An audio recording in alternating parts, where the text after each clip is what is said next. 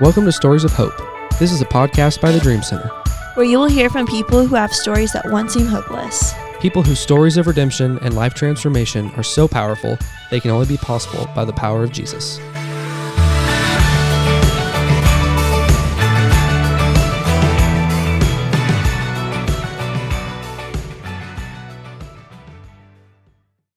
Hey everybody, welcome back to Stories of Hope. I'm Brady, one of our hosts as always, and this is Sarah.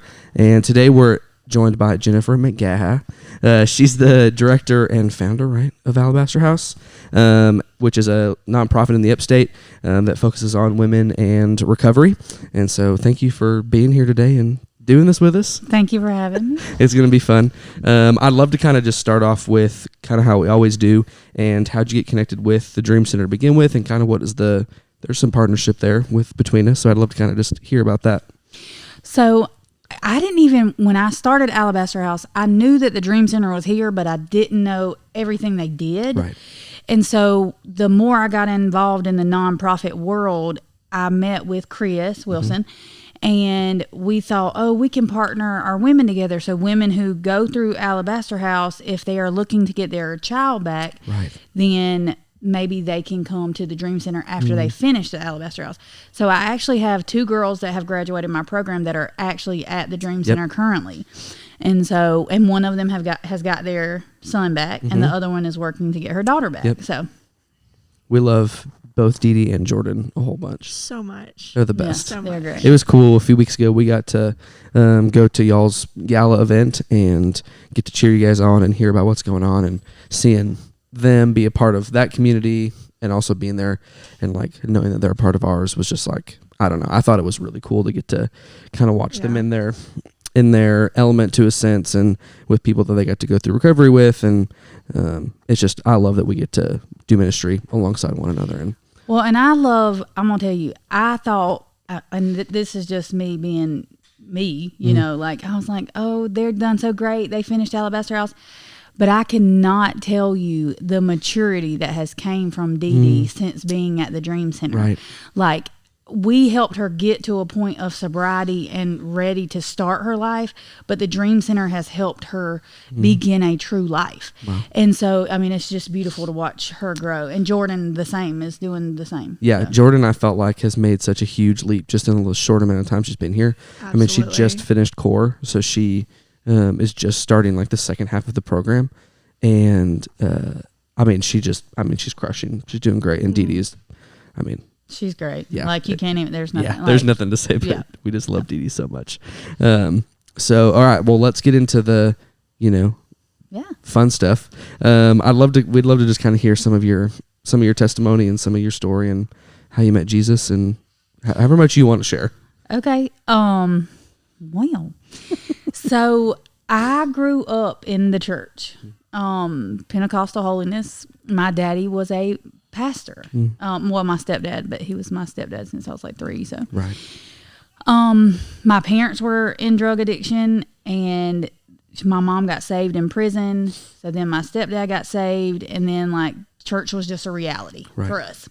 So at 6 and 7 years old, I was in the altar crying. I loved the presence of the Lord. Like, I love to watch people get filled with the Holy Ghost and watch people be at the altar and watch people get hands laid on them. Like, I just loved that. And I always knew that God was real. And so at a young age, I would cry out and be at the altar. And I just always loved that. So the older I got into my teenage years, there wasn't a lot of room for error. Right. Because as a PK, Yeah. People's watching you. Yeah, right. It's a whole thing. And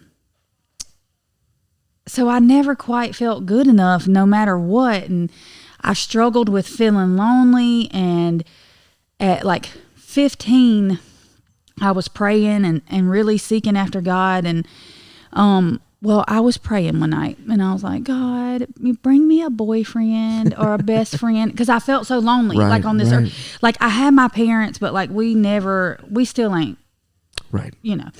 And they can't see that, but we don't jihad.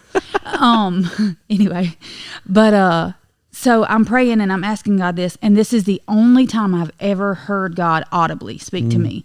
And he said, why am I not enough? And I had to like turn over in the bed and I was like, who said that? You know?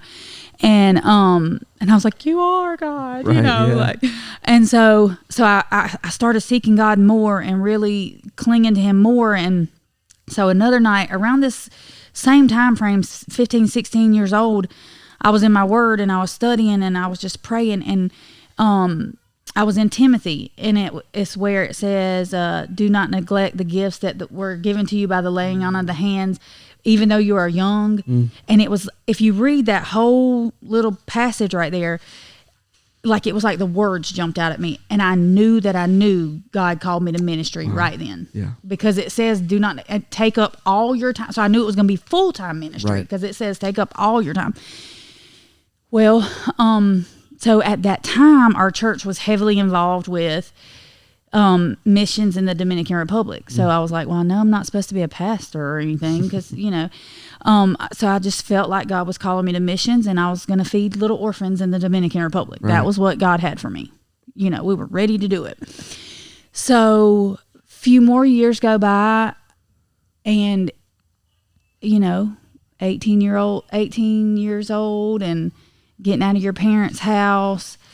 I'm a cliche. I hung with the wrong crowd. I fell into temptation, or what's the word? When they're like peer pressure, you know, I fell into all that. Right. And so I started smoking weed, got a girlfriend, and life was a party. Yeah. But I never could successfully be, even back to just smoking weed, I was not a successful weed smoker. Like, all I wanted to do was smoke weed all day long, you know? Like, I didn't want to go to work. Like, let's roll a blunt. Like, that was me. And so, next thing you know, they're like, well, let's take some morphine pills or let's sniff some cocaine. And I'm like, I don't know if I want to sniff cocaine, you know? Like, I just smoke a little weed. And this girl was like, well, it's a totally different high than weed. So I was like, okay, well, I want to do it. Because I didn't know what that meant, because I had never done anything before. And so I did, and it was definitely a totally different high. And I was instantly hooked. So for like 6 months straight, as a 20-year-old woman, I discovered what becoming an addict was, losing everything. I owned my own house at this time. Well, it was a double wide, but it was mine. Still, you know what I'm saying? Shoot, at 20 years old, it was mine. Absolutely. And I mean, lost everything. Got my first DUI the day I turned 21. Wow. That night was my birthday party, you know. So I got a DUI, go to jail, get out of jail the next day because they, you know, sign yourself out. And I called my mom and I'm like, hey, I need to go to rehab because I got a little apartment after I lost my house, and I was losing the apartment. Man. All of this in 6 months. 6 months. And so it's fine. Sorry. It's a family affair. We love it. Yes. We do. Okay. So I lose the apartment. So my mom comes and gets me and takes me to rehab. So I go to rehab, and but I go to this, it was all Christian rehab. And there's nothing wrong with that. Not knocking those. Because clearly I believe that Jesus can do all things. I do believe that Jesus can set the captive free. I do believe that some people are blessed enough that one touch from him and they're like, hey, I don't want to get high anymore. I was the exception to that rule, though. I knew the Lord, but I had my, stuff. Yes. Stuff that I had been compacting for years and years of rejection and all this, you know. And so when I did not, I go to this rehab, and I did fall deeper in love with Jesus and study my word. And I stayed sober for about a year, but I fell back into peer pressure, and I'm a total cliche. So, but then I discovered when I started getting high again, so I hurt my leg in a car wreck in 2004, my senior year. And so I discovered at this point, I mean, I didn't even when I hurt my leg, I didn't realize that pain pills was a thing. Because I had not done drugs at this point when I hurt my leg. And so, they gave me a pain pill. It made me sleepy, whatever. Didn't have a clue that this was a whole thing. Yeah. So fast forward back to like 2005, I start getting high again. And somebody was like, hey, do you want to take, let's do some Roxy's. And I'm like, I don't even know what that is. I had no idea what a Roxy was. And so I was like, okay. I mean, and we broke them down and sniffed a line of Roxy. And I was instantly hooked. Right. Instantly hooked. So, I mean, I'm talking about, I can't even explain that enough to say instantly. Yeah. I did not go a day without one for the next probably 5 years. Maybe longer than 5 years. But so then I realized because of the injury I sustained in 2004 that I could go and get them. Yeah. And so that made it super easy for me to go to the doctor. So I go to the doctor that I've heard, there was one in Traveler's Rest that was, he was the gift giver. So I went and got 120 Roxy 30s, 120 Loratab 10s. These were when the pinks were still out. I don't know if y'all know about that, but, and I got 60 Xanaxes, and then like a whole slew of other things that I won't even allow people to take at Alabaster, but they were given, I mean, like I left with 8 bottles of pills. Like that if I would have took all those, I probably would have died. Right. But I discovered I could sell them. So I'm like, ooh, we can make a living doing this, So I did for a while, for about 3 years or so. I sold pills and I did pills. And I was what you'd call I would call myself at that point maybe a little functioning. I mean, it was pretty rough, but I was, I had a house at that point. Yeah. It was a little 1-bedroom, rinky-dink. But so as the government started figuring out that people are overtaking these pills, this is this time where they're starting to shut doctors down. Yep. And so my doctor in Traveler's Rest got canceled. So then I had another doctor over in Greenville, and he ended up closing down. So then we're like at the point where we're just buying them off the street now, trying to figure out what we're going to do, Well, my neighbor introduced me to this guy, and they smoked the meth. So we all was getting high on the meth now. Yeah. And I started meeting people that I was at a point in my life where I still thought I had a little bit of class about me. I mean, I felt like I was, classy. But deep down I was just not. And, but I met a whole degree of different people at this point when the meth came into the picture. Right. Well, and at this time, like, it's really scarce to find a Roxy at this point. Like, I'm hooked. I'm hooked. I'm taking like 6 or 7 a day, and I'm like super hooked at this point. So I'm like, well, I need to get some heroin because I keep hearing that it's better, but it's cheaper, and you'll stay high longer. Man. So I'm working at this hotel in Traveler's Rest, and I get on the elevator with this couple, and they're like in the elevator, like nodding out. So I was like, hey, do y'all got some Roxy's? Because that's what you do from Roxy's. And he was like, no, but I got some dog food. That's heroin. Yeah. And I was like, I want some. I mean, I don't know these people. They could have given me rat poison. Like, I had no idea. So I'm like, okay, I want some. Give me some 300, Alex. Yeah. So I do it, and I instantly love it. Like, love it. So I'm torn between the Roxy's and the heroin for a few months, and in this time where I'm doing either or at this point, I get put out of my apartment, and I start staying at my dad's house. My grandmother gave him a house, and he didn't live there, so he let me live there. This is my grandmother's home from my whole life. Yeah. And I turn it into a trap house in 2 months. I mean, I'm talking about I got everybody in City View staying over there. Come on, let's party at this house. You know what I mean? Man. And so the neighbors were walking down the street one day, and I'm sitting on the porch, and I was like, hey, do y'all have a blunt? Because that's just, we were ghetto. And she was like, yeah. So they come up on the porch and we're smoking, and then it comes out that they do heroin too. And so now I have found my drug partners. Right. So I'm at this point now, and I don't know if I'm supposed to be this vulgar with you. I mean, I don't know if vulgar is a word. This open. I don't know how else to tell my story, but to tell it the way it is. Yeah. So at this point, I'm just sniffing heroin.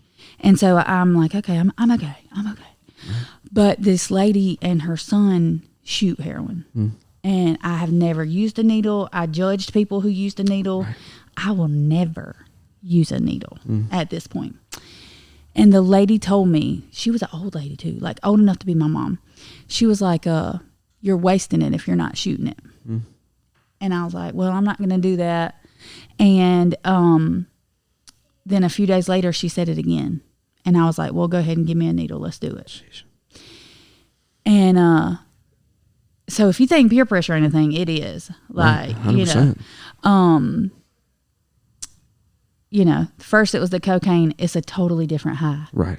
And then with the heroin, you're wasting it if you're not shooting it. Yeah. You see what I'm saying? Those little sayings, I will never forget those sayings. Yeah.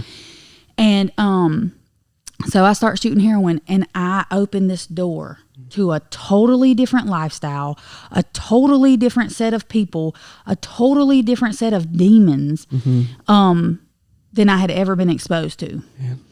So at this point, my dad's getting fed up with me. This is my real dad, biological dad. And he's like, he loves me, would walk through fire for me. Right. But every time he comes down there's 15 people in this 2-bedroom house, sitting around smoking meth, shooting dope, and he's like over it. And so, I'm hanging with like true street people that have nothing and no one. And I'm going towards that spot. So I end up going to jail for shoplifting, I think. And, when I got out of jail, I come back home and all my stuff was on the porch. And so I was like, okay, I'm homeless. Where do I go? Where do I go? At this point, my parents had always been the cushion for me. Right. Not that they were rich or anything, but they wouldn't let me be homeless. Yeah. But at this point, they were done. Yeah. Done, son. So, I was at a friend's house one night, and they set this guy up. This girl was going to act like she was prostituting for him, but they were going to rob this guy. And so they rob him and take the money. Well, he comes back and shoots the house up. But in my mind, while this is happening, I'm thinking, well, I'll never prostitute. I'll never prostitute. Right. And so I don't at this point. But it wasn't probably a month of me being on the street to where I'm living in this building behind this man's house. Like a building you would put your lawnmower in. Right, like a shed. Yeah, shed. Yeah. So there was probably 7 of us in there. Jeez. And with the TV up, they made it like the Ritz-Carlton. Which looking back now, at that time I thought it was that because I had nowhere else to go. Yeah. But now I would probably almost be disgusted. But so we're all living in there, and this couple comes and they're like, "Hey, do you want to make some money?" And I'm like, "Well, yeah, because I'm on heroin and I gotta have because you get super sick." And they take me to a house full of men. Right. And I made $25 a person. We'll just put it like that. Yeah. You can fill in the blanks. Right. And at that point, life was different then. Yeah. The first time was hard. The second time was a little easier. Right. But about a month in, I was like, I could be doing this on my own. I don't need to do this for these people. Right. They're making money off me. So I became what you call a street walking prostitute. Yeah. I would walk the street and men would pull over and ask me, did I need a ride? Did I do business? I never, y'all, and I can't explain to you I was so sheltered. I did not know that was such a real thing until that time. Yeah, right. I mean, you see it on TV and stuff, but like, it was such a real thing. Right. And we're talking about right off White Horse Road. Yeah, right. Berea. Yeah. Like, I mean, it's a real thing. Yeah, right. And, but I will tell y'all this. Now, y'all can believe this or not now. This whole time, I know God kept me, okay? I would pray, God, please don't let me get busted for prostitution. Right. I mean, because, like, can you imagine in the paper, pastor's daughter arrested for prostitution? Right. So, like, I would pray, God, please just, I mean, I can go to jail for anything else. Right. Everybody knows I'm on drugs, but, like, please don't let me go to jail for prostitution. Yeah. And I never did. And nobody ever raped me. Nobody ever took money from me. I mean, the people did, but not my Johns. Right. I mean, I was never hurt to where you see women who are, you see women who get hurt. Yeah. And that never happened to me. Right. He kept me. And I overdosed 3 times at this point in time. One time I went to jail. I kept going to jail for paraphernalia. Like I went like 7 times because I got caught with a needle on me. Right. Because I never went anywhere without a needle. And, but so this last time I was in jail, this girl in the holding cell, she had a little bag filled with Xanax bars. And I was like, well, give me some, she gave me the whole bag. I should have probably thought something because she literally gave me the whole bag. Yeah. But she probably knew that she didn't want to get another charge. Right. Well, I was too dumb to know that. So I go to jail with this whole bag of Xanax bars in my bra. And they're like, okay, ma'am. So they hit me with contraband in the jailhouse. But before they found them, I had already took 4 of them. Jeez. Because I wanted to just sleep my time away, Right. I overdose. I end up in the hospital in CCU. My mom works at the hospital. So not only is she like scared because her daughter's in CCU about to die, right, she's probably embarrassed, you know. So I was daughter of the year. And so that was one of my overdose instances. But I ended up being fine. Well, this was the funny part about this overdose. So I'm in shackles to the bed in CCU or whatever. So then I go back to sleep because I'm in and out. Right. So then when I wake back up, I'm in a regular room. I knew I wasn't in the CCU anymore, and there wasn't any shackles. So I'm like, I gotta go. Right. So I think I'm escaping. Right. I think I'm like Bonnie and Clyde. Right. 2.0. They had already PR'd me out of jail, so I wasn't a prisoner anymore. Right. And so but for 10 minutes after I left, I'm like, oh my God, they're coming to get me. Yeah, right. I'm going to get escaped. I'm on the run. Yeah, I'm so cool, but I wasn't. I was never really, I wasn't a great criminal. I was, I was a better prostitute than I was a criminal, but anyway. So, then I overdosed another time. I started seeing this guy who had just got out of prison for murder. He came home, found his wife in the bed with another man, and he murdered the guy. Wow. Did 30 years.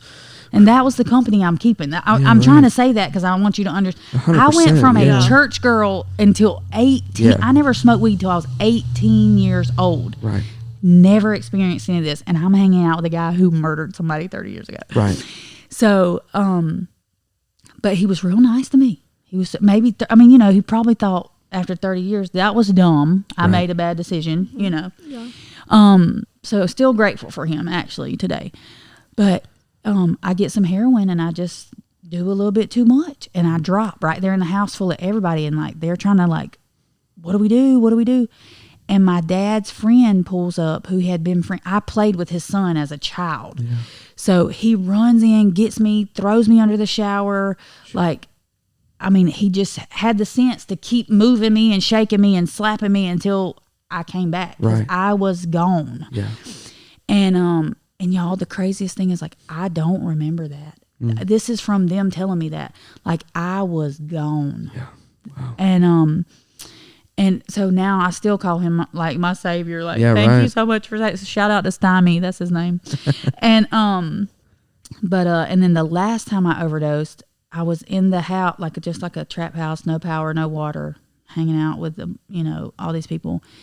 And I don't know if I did like a bad shot or what, but like my whole body started like, I mean, it was like convulsing, you know. And so like this homeless lady, she still runs the streets of City View, Shirley Red, bless her. If you know, somebody might know her.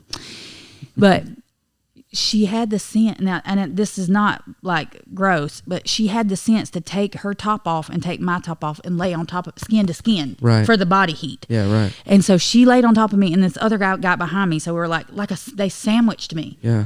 And it calmed my body after about 10 minutes. Whoa. It was the craziest thing. But like, I know at that moment though, when they were doing that, I was praying, God, don't take your spirit from me. Yeah. I do not want to die and go to hell. Wow. And there's many nights that I prayed that, but I remember that night specifically praying that. So finally, okay, here's the straw that breaks the camel's back. Yeah, right. But so I go to jail for failure to appear. So I had been to jail up until this point about 7 times. So this 8th time I go in, and the doors clink behind me and say no bond. And that's the first time that happened to me. Right. So then, you know, you are at the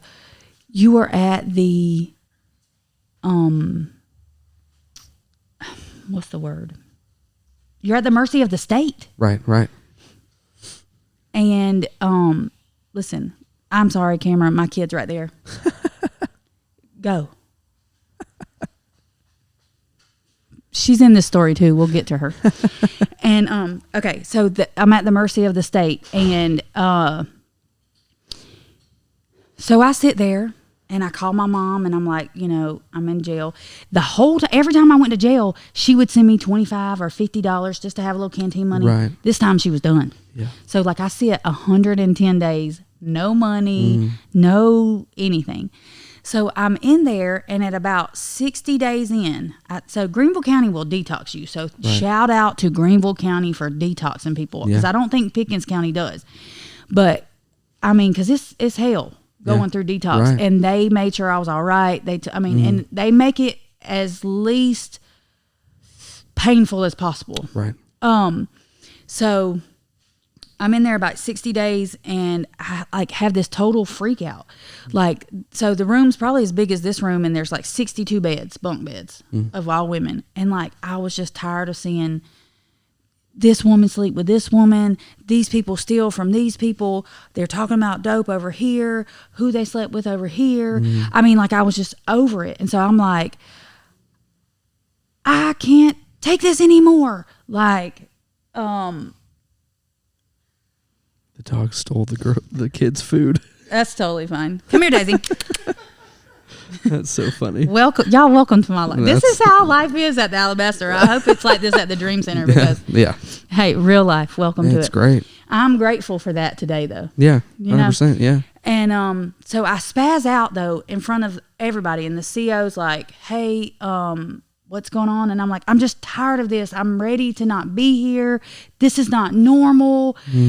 And so I calmed down that night, and so I start thinking about how, dang, I can even eat the slop at my mama's house, like the prodigal son. Prodigal son, yeah. Is better than this. Right. Anything. I mean, I could put a tent in the backyard and be living better than this. Right. And so at about 90 days in, I get a phone call to my mom, and I'm like, "Hey, you know." Yeah. And she's like, "What are you still doing there?" Because she understands the jail system and what's going on. And so I'm like, "Well, I don't know." And she's like, "Let me call your lawyer."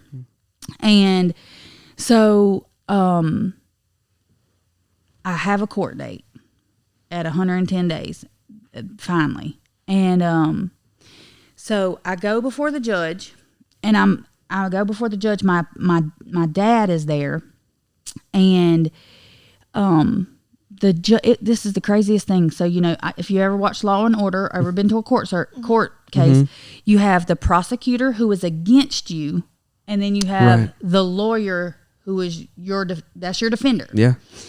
So the judge looks at the prosecutor. Well, let me say this. The judge says, "Hey, this is Jennifer McGaha." Well, I was a Cole at that time. And he reads off my charges. And my lawyer, like, is piss poor. Like, he has no idea how to defend me. He didn't try to defend me. He was a public pretender, not a defender. And so I think he made the judge mad. The judge looks at the prosecutor and says, what can her defense in this case be? And made the prosecutor defend me, which I've never heard of. Right. So I had one of my charges was contraband in the jailhouse for the Xanaxes. Right. Then I had the failure to appear. I had a simple possession of methamphetamines and grand larceny over $10,000 or something like that. Wow. So the lady's like, struck that he said that. And so she said, well, I don't know. That could have been her medicine, talking about the Xanax or whatever. And then the judge says, well, what about if she didn't know she was coming to jail? Dismissed that case. He dismissed everything but the grand larceny because I had to pay restitution on it. Right. So I'm sitting there like dumbfounded, and I know at this time that it's God though. Yeah. Like, this is God. And so before he sentences me, because he said, well, I'm going to give you probation, but before he slaps the gavel, my stepdad stood up and was like, Your Honor, we would like you to order our daughter to rehab. She's a heroin addict. And so they court ordered me to rehab and gave me 5 years probation. So meaning if I don't finish the rehab, then I go to prison. Right. So I'm like, bet, I'm tired of living like this. Yeah. Let's do it. So they let me out of jail that night at midnight, and my mom came and got me. And if y'all knew my mama, she don't come out after 8 o'clock. Like, it ain't, right. You know what I mean? Like, but she knew I was sick. Like, you have to get me, because if you let me walk the streets at 12 o'clock, I'm going to get high. Right. So she came and got me and took me to rehab the next day. So I go to rehab. I left jail in October. I went in July.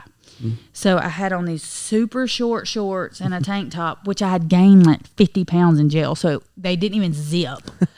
And it was cold. Right. So my mom took me to the Dollar General, not the Walmart, Dollar General. Oh, yeah. And bought me 2 sweatsuits and some Bobo kids. Right. They weren't even real kids. And hey, she's fine. The building ain't on fire. But so that's what she bought me. Right. And she paid for my rehab stay. Yeah.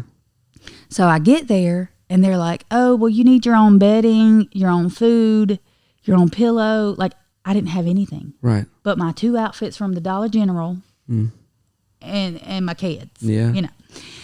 So, but the people in the rehab were super kind to me, and so I made it through. But this was my first experience with the 12 steps of Alcoholics Anonymous. And I go to this first meeting, and the lady was sharing. I'm just being real quiet because, like, first they start chanting stuff, like, right. And I'm like, this is a cult. What am I doing? What am I looking at? Yeah. And but then the lady said something about, if somebody overdosed off heroin, that's the heroin I wanted.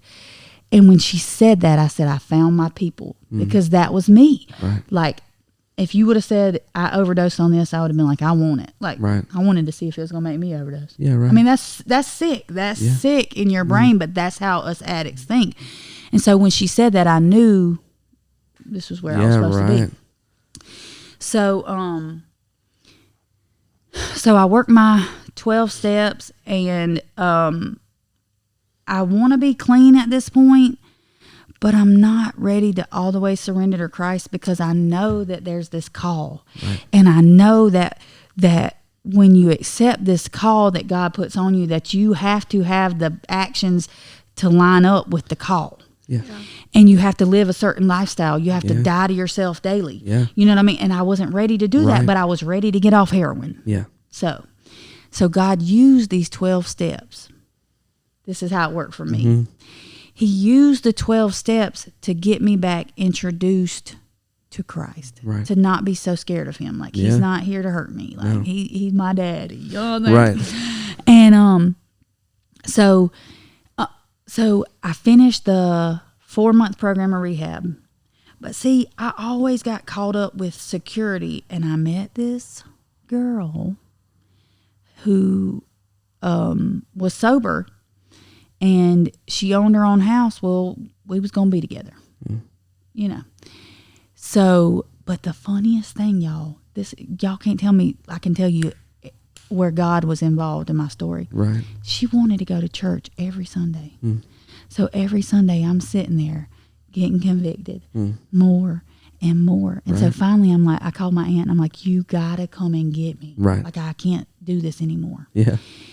So she comes and gets me, and I leave her, and I start taking care of my grandmother because she had a stroke.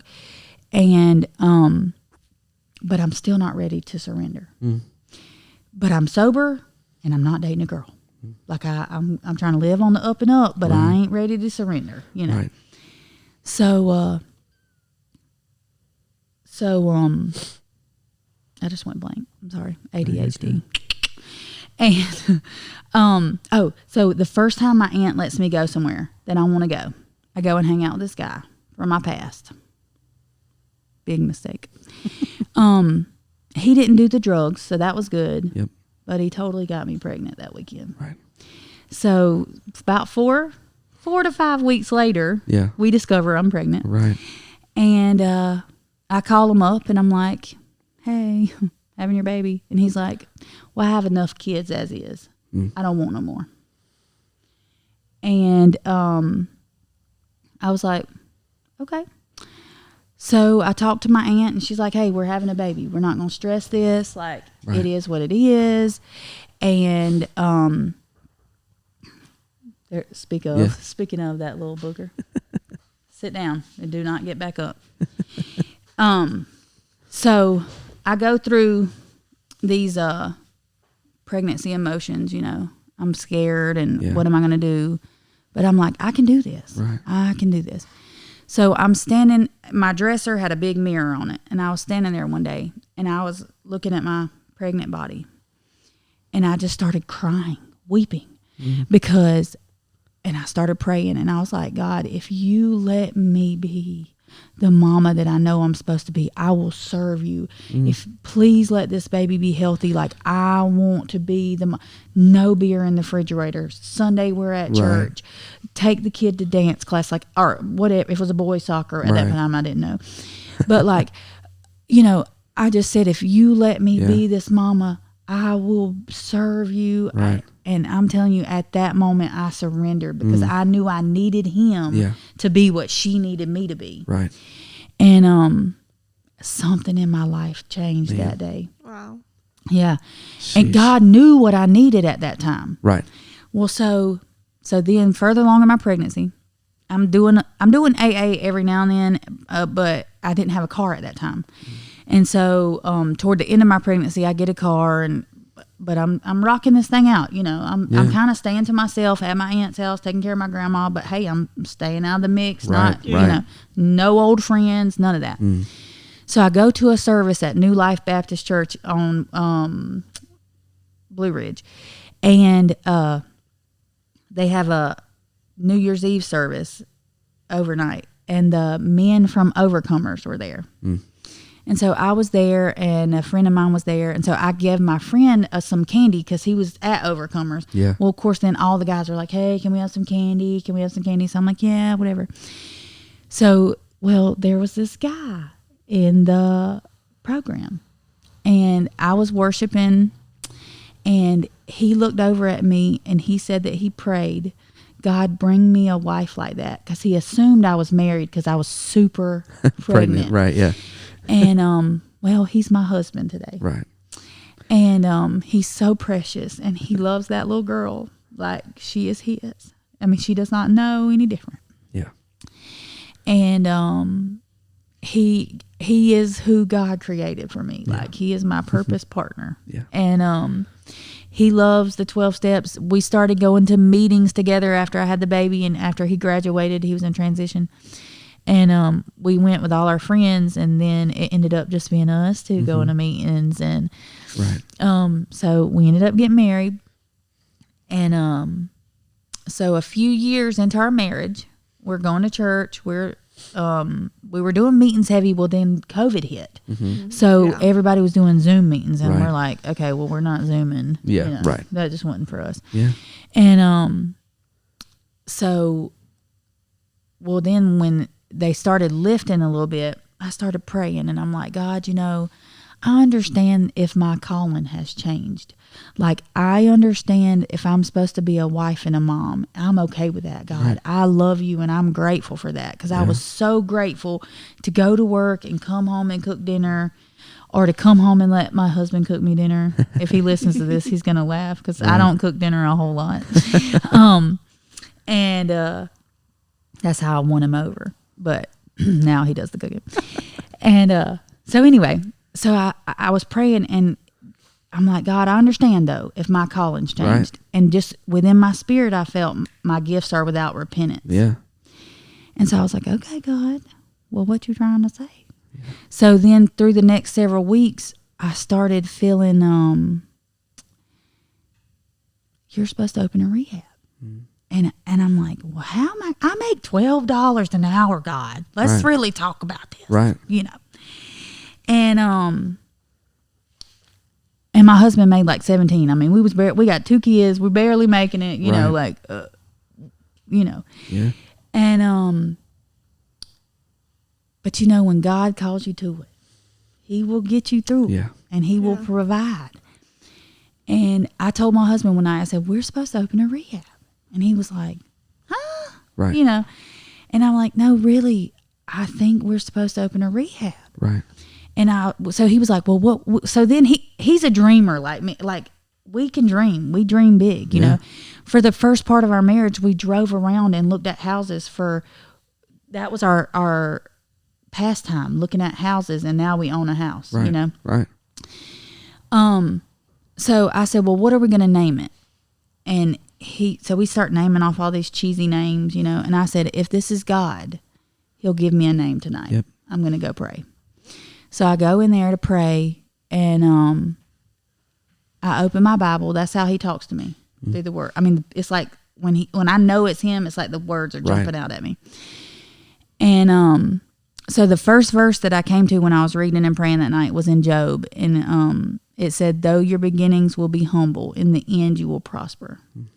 And I was like, okay, God. Yeah. I hear you, but that ain't a name to a rehab. So how do I know that's what you're trying to say? You know, right. Okay, I'm gonna keep going. But the next verse, the second verse I came to was Luke 7:47, and it says, "Though her sins are many, they are forgiven. Right. Those who are forgiven for much love much. Yep. Those who are forgiven for little love little." Yeah. And I froze when I saw it. Yeah. Because for one, it was about women. There's nothing in the Bible about, I mean, like 5 verses about women. You know, the rest is all about, it's a boys club, and which that's fine. I mean, you know, it applies to us too, but it was about a woman, that's awesome. You know. Yeah. And then it was said, those who are forgiven for much love much. And I'm like, dang, like nobody can understand why I have this fire for Christ. Like, hey, if you never been where I've been, if you ain't never had to walk the street and sell your body, you can't understand the love that I have for Christ. Right. I love him. Yeah. He kept me. Wow. And so I was like, okay, I need to study what this is about. So then I read, and it's about Mary, and she's a prostitute. I mean, she is me, and I am her, you know? Right. She's filled with all these demons. It was me, you know? So I'm like, this is our girl. This is, I need, but then it talked about the alabaster box. And I was like, oh my God, that's so beautiful. So I start reading about the material of alabaster, and it's moldable. Right. And I was like, well, if you want to get clean, you have to be moldable. Right. And so then the next thing that Google told me about the alabaster box was that she broke the box on Jesus's feet because she didn't want to be tempted to keep some of it. She wanted to give it all to him. Yeah. And so I said, well, dang, if somebody can be moldable and give it all to Jesus, they got a real chance at sobriety. Yeah, right. That's all it takes. Jeez. And take these suggestions that we're giving you. I mean, you know what I mean? So I was like, that's it. It's the Alabaster House. Wow. It's beautiful. And that's where it came from. Yeah, that's crazy. Wow. One of the coolest things that stuck out through, I mean, thank you for sharing all of that. Yeah. That's amazing. I've got to like hear bits and pieces of your story through the gala, through we both go to New Spring Recovery once a month, like, and so I've heard like bits and pieces of your story as you shared with during medallions or at the gala, and so, but the coolest thing that stuck out to me was that you, like, Jesus talks about, you know, make sure you count the cost before you say yes to life with me. Like, this thing is not going to be easy. You saying yes to me is the best thing you're ever going to do, but it's going to cost you everything. And it has. And like, there was a point in when you're talking about like, I was ready to make a change, but I wasn't ready to submit to Christ. And I was ready to make a change, but I wasn't ready. And so it's like this natural, it's like your spirit was like, I know what I'm gonna have to give up everything if I'm gonna make this change, and I can't say yes to that yet, or I'm not ready to say yes to that yet. And so it's just like you naturally were like counting the cost and then eventually you're like, it's nothing else is worth it. Like, yeah. He's all that's worth anything. And it's crazy because when I was on the street, like that night, I laid in my bed or laid between those people and was like, "Hey, God, don't take your spirit from me." Right. I always knew. Yeah. I can't I can't explain it. I mean, unless I died, Right. which it could have happened. I could have died Right. at any given point. But I always knew there was going to come a point Right. that I was going to turn it over. Right. And because I loved him. Yeah. I always had this love for him. Right. And I don't know. I know that he kept me. Yeah. He clearly did. I'm also sitting here like, well, what follow-up question do I ask? But like, I feel like usually the stuff that we go through of like, well, what was the time that you were hopeless? Or what was the time that stuff shifted? Like I feel like you just like touched on everything, which is amazing. That like, and it just so naturally happened. It like, it just, I don't know. I'm kind of speechless to some extent, which is awesome. I know, and I'm the only one that brings their dog and kid to a podcast. I apologize. Honestly, I'm thankful. Yeah. I think it's amazing. Oh, I've been loving her. Yeah. She's great. Well, I'm so grateful. Y'all, I think about this now, like my problems today are nothing like they were. Right. Like you were talking about having to pay the cost or Yeah. whatever. And I'm learning every day what that means. Right. Like right now, my saying to myself is I'm practicing the fruits of the Spirit. Right. Because you want to sometimes be ratchet. Like when somebody makes you mad, you Right. want to be like, Yeah. You want to resolve. but you can't. You can't. Yeah. So like that's just, or when my kid shows out, you know, I have to practice patience and love. Yeah. Yes. I'm with you. But I mean, I heard a sermon by Ron Carpenter one time, and he said, when you walk into your calling, it brings another form of deliverance. Right. And you know, everybody talks about deliverance these days, and like I do believe I was delivered at one point before I walked into my calling. Yeah. But when he said that, it was like it just stabbed my, because now I know people are looking to me. Right. Now I know they're watching me, and it's not about performing well enough for them or anything like that. Like I try to live who I am. Yeah. But I don't sugarcoat it either. I'm pretty ratchet still, you know, but like I let them know like this is what God has called me to be, you know, and you have to die to yourself daily. Yep. You know, and but I just love that when he said that brings deliverance, because it was true. And I think also, like, I mean, Revelation 12, like, the way that we defeat the enemy is by the blood of the Lamb and the word of our testimony. Mm-hmm. So, like, sugarcoating anything isn't helpful for getting people who don't know Jesus and are in similar situations. Like, there's probably someone who will listen to this that's in, like, they can be like, yep, has been there, am there, have done this. Like, there's going to be things that you've experienced that they are experiencing or have, and this is going to be the first time that they hear that, like, it wasn't just the 12 steps that helped them. Like, there was a higher power. There was so many, like, and so I think that there's the sugarcoating part of, like, there's no point. That's where your testimony ends up being, like, people also can usually read through, like, okay, you're giving me some of it, but there's a lot that you're not sharing. And so the authenticity part of that kind of can get flawed. And so I think don't ever sugarcoat it, because it's right. I mean, like I can't. Yeah. I'm never gonna not be the girl who was right. a prostitute. Like, and don't get me wrong, I'm not labeled that because Christ redeemed me. Right. Yes. But what I'm saying is that I can never forget that I've been that person. Right. So like when you come and tell me, oh, I haven't been getting high, but then you fail a drug test. Look, girl, you lying. Yeah, you know, I mean, I'm never gonna be somebody other than that. You know, like. Wow. But I love these women at the Alabaster House. Yeah. We got a woman. I don't know. I don't want to say when, because then I don't want to give any identity away. I'm with you. But at one point in time,